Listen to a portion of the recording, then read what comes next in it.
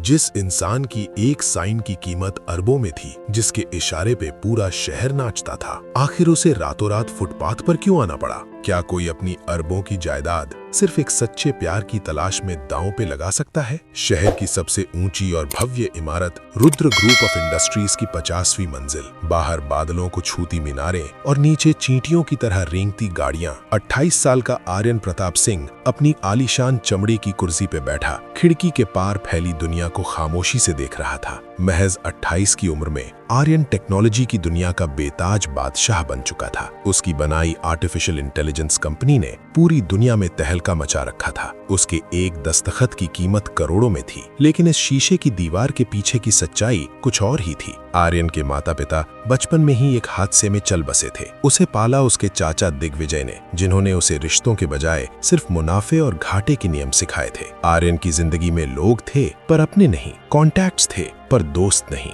प्यार उसके लिए महज एक पीआर स्टंट था। आज उसकी कंपनी की 10वीं सालगिरह थी। नीचे हॉल में दुनिया भर के बिजनेस टाइकून्स और हीरो से लदी महिलाएं आर्यन से हाथ मिलाने को बेताब थीं, लेकिन आर्यन का दम घुट रहा था। आर्यन स्वयं से, ये सब नकली है, ये लोग मुझसे नहीं मेरे बैंक बैलेंस से प्यार करते हैं। तभी उसके सेक्रेटरी ने धीरे से कहा, sir, mister Kapoor deal sign करने के लिए आपका इंतजार कर रहे हैं। आर्यन ने अपना गिलास टेबल पर पटका और भारी आवाज में बोला, मैं जा रहा हूँ और मुझे ढूंढने की कोशिश मत करना। आर्यन ने अपना ब्लेजर उतारा, अपनी 50 लाख की घड़ी टेबल पर रखी और बिना किसी को बताए पिछले दरवाजे से बाहर निकल गया। उसे भागना था, इस शोर से, इस दिखावे से, इस नकली चमक दमक से। 2 दिन तक आर्यन सड़कों पे भटकता रहा। उसने अपनी महंगी स्पोर्ट्स कार नहीं ली। वो पैदल ही उन इलाकों की तरफ चला गया जहां रोशनी कम थी लेकिन संघर्ष ज्यादा। उसकी दाढ़ी बढ़ गई थी, आंखों के नीचे काले घेरे थे और कपड़े गंदे हो चुके थे। भूख क्या होती है ये उस अरबपति को आज सड़क पे बैठकर समझ आ रहा था। वो मुंबई के दादर की एक तंग गली में एक बंद दुकान के शटर के पास बैठ गया। तभी उसे एक सौंधी खुशबू आई, अदरक वाली चाय और गरम वड़ा पाव की। सामने एक छोटी सी टपरी थी जहाँ एक लड़की काम कर रही थी। उसका नाम था सवी। सवी कोई मॉडल नहीं थी, ना ही उसने डिजाइनर कपड़े पहने थे। एक साधारण सूती सूट, रबर बैंड से बंधे बाल और माथे पर पसीने की बूंदें। लेकिन उसकी मुस्कान में वो सुकून था जो आर्यन ने अपनी 50वीं मंजिल की ऑफिस में कभी नहीं देखा था। उसने देखा कि सवी ने एक बूढ़े रिक्शा वाले को मुफ्त में चाय पिलाई और कहा, काका पैसे कल दे देना, आप थके हुए लग रहे हैं। आर्यन की हिम्मत नहीं हुई कुछ मांगने की। तभी सवी खुद चलकर उसके पास आई। सवी, ओ भाई साहब, ये लीजिए गरम चाय और वड़ा पाव, ठंड बहुत है, शरीर में जान आ जाएगी। आर्यन धीमी आवाज में, मेरे पास पैसे नहीं है। सवी खिलखिलाकर, अरे मैंने मांगे क्या, चेहरे से अच्छे घर के लगते हो, लगता है वक्त की मार पड़ी है। वक्त का पहिया गोल है बाबूजी, आज नीचे है तो कल ऊपर भी जाएगा, लो खा लो। उस रात आर्यन ने मंदिर के ठंडे बरामदे में शरण ली। पत्थर चुभ रहे थे, मच्छर काट रहे थे, लेकिन उसे वो नींद आई जो पिछले 10 सालों में कभी नहीं आई थी। अगली सुबह आर्यन ने सवी से काम मांगा। सवी ने उसे आजाद नाम दिया और उसे अपनी टपरी पर 200 रुपए दिहाड़ी पर रख लिया। अब दुनिया का सबसे अमीर इंसान सुबह 5 बजे मंडी जाता, आलू की बोरियां उठाता, बर्तन धोता और लोगों को चाय सर्व करता। शुरुआत में उसके हाथों में छाले पड़ गए, शरीर टूटने लगा, लेकिन सवी की मेहनत ने उसे हिम्मत दी। उसने देखा कि सवी कितनी खुददार है। उसके पिता अस्पताल में थे,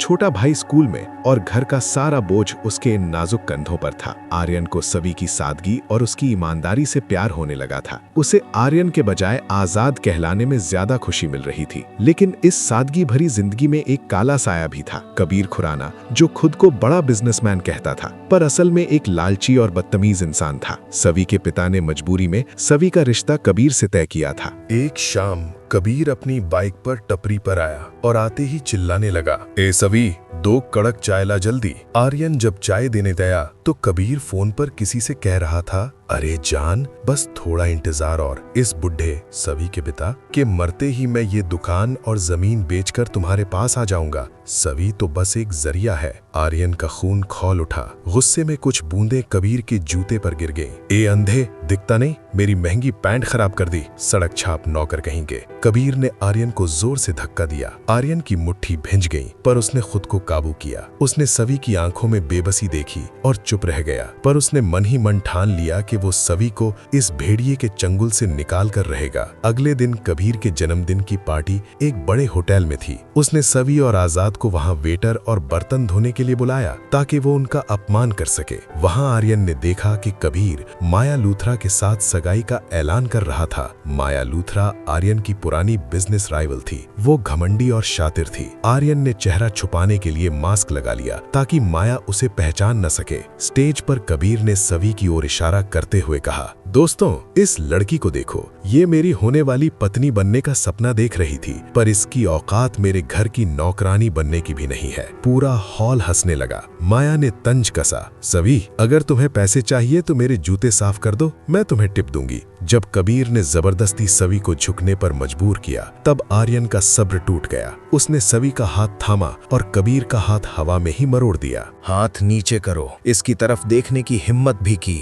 तो वो आखिरी चीज होगी जो तुम देखोगे। आर्यन की आवाज की गूंज ऐसी थी कि पूरा हॉल सन्न रह गया। माया की नजरें आर्यन की आंखों से मिली। उसे कुछ जाना पहचाना लगा, पर आर्यन सभी को लेकर वहां से निकल गया। उस रात आर्यन ने एक पब्लिक बूथ से अपने वफादार पीए को फोन किया। मैं आर्यन प्रताप सिंह बोल रहा हूँ। कल सुबह तक मुझे कबीर खुराना के हर काले धंधे की रिपोर्ट चाहिए और मेरी रोल्स रॉयस तैयार रखना। बहुत हुआ आजाद का नाटक, अब आर्यन का इंसाफ होगा। अगले दिन सभी की दुकान पर बुलडोजर पहुंचने वाला था, क्योंकि कबीर ने फर्जी कागजात बनवा लिए थे। सभी रो रही थी। तभी वहां 10 काली गाड़ियों का काफिला रुका। आर्यन शाही काले सूट में बाहर निकला। उसके पीछे उसके कमांडो थे। सभी की आंखें फटी की फटी रह गईं। आजाद, तुम? मेरा नाम आर्यन प्रताप सिंह है सभी। मैं रुद्र ग्रुप का मालिक हूँ। आर्यन ने पुलिस को कबीर के सारे फ्रॉड पेपर्स सौंप दिए। कबीर को वहीं गिरफ्तार कर लिया गया, लेकिन सभी खुश नहीं थी। उसकी आंखों में नफरत थी।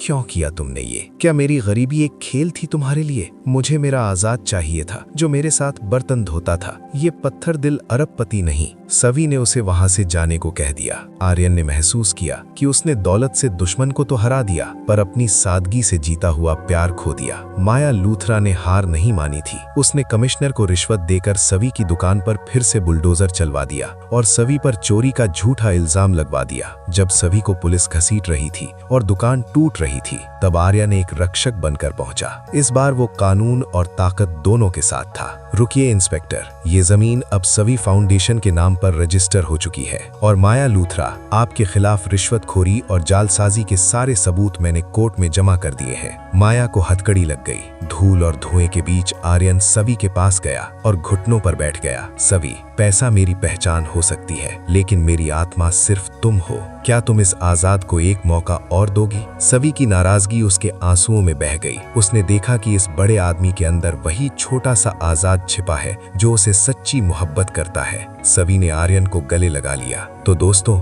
ये थी आर्यन प्रताप सिंह और सभी की कहानी, जहां दौलत हार गई और सच्ची सादगी जीत गई। हमें इस कहानी से क्या सीख मिलती है कि इंसान की असली कीमत उसके बैंक बैलेंस से नहीं, उसके चरित्र और उसके प्यार से होती है। दोस्तों, अगर ये कहानी पसंद आई है तो चैनल को सब्सक्राइब करें और कमेंट में बताएं, क्या आर्यन ने अपनी पहचान छिपाकर सही किया? क्या आज के जमाने में ऐसा प्यार मुमकिन है? कमेंट में अपना सुझाव जरूर दें। मैं मिलूंगा आपसे अगली रोमांचक कहानी के साथ। तब तक अपना ध्यान रखिए। Thank you for watching history decode.